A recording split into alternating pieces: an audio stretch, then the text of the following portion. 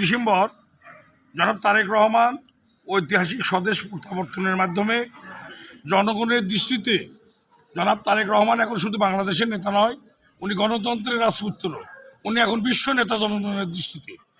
উনি বগুড়ায় জিয়াউর রহমানের জন্মভূমি, ওনার জন্মভূমি, এখানে বগুড়া সদর আসনে প্রার্থী হয়েছেন। আমরা অত্যন্ত আনন্দিত এবং গর্বিত।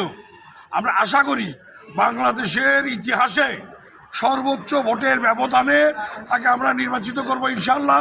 এটা বগুড়াবাসীর আমাদের ইমানি দায়িত্ব।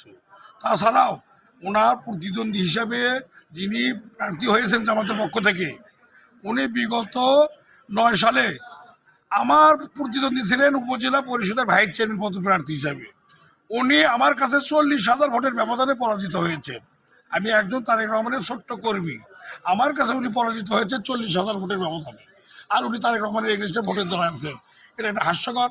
যাই হোক, তবু উনি রাজনৈতিক দল প্রার্থী হতেই পারেন, কিন্তু আমাদের ইমানি দায়িত্ব জনাব তারেক রহমানকে, গণতন্ত্রের রাজপুত্র, বিশ্ব নেতা জনাব তারেক রহমানকে বাংলাদেশের সর্বোচ্চ রেকর্ড পরিমাণ ভোটের ব্যবধানে আমরা নির্বাচিত করবো ইনশাল্লাহ।